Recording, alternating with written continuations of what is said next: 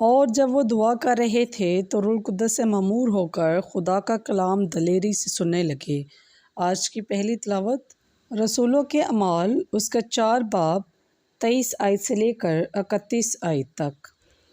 تب وہ چھوٹ کر اپنے لوگوں کے پاس آئے اور جو کچھ سردار کاہنوں اور بزرگوں نے ان سے کہا تھا وہ بیان کیا۔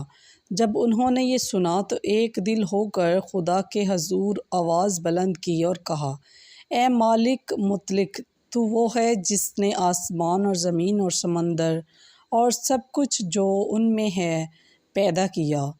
تو ہی نے روح القدس کے وسیلہ سے ہمارے باپ اپنے بندے داؤد کی زبانی کہا کہ قومیں کس لیے طیش میں آتی ہیں، عوام نصر کیوں باطل خیال باندھتے ہیں، خداوند اور اس کے ممسوح کے خلاف زمین کے بادشاہ کیوں اٹھتے ہیں، فرمانے روا کس واسطے سازش کرتے ہیں، کیونکہ در حقیقت تیرے قدوس خادم یسوع کے خلاف ہو کر جسے تو نے مسح کیا، ہیرودیس اور پینتیس پیلاطس غیر قوموں اور اسرائیلیوں کے ساتھ اس شہر میں جمع ہوئے تاکہ جس کا ہونا تیرے ہاتھ اور ارادے نے ٹھہرا رکھا تھا وہ پورا کریں۔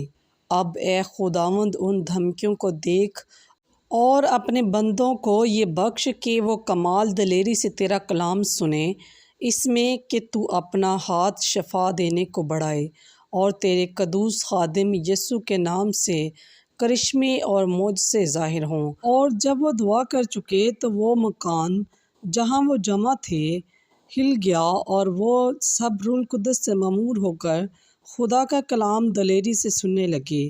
پس پاک کلام کے پڑھے اور سنے جانے پر خداوند کی خاص برکت ہو۔ خداوند کا شکر ہو۔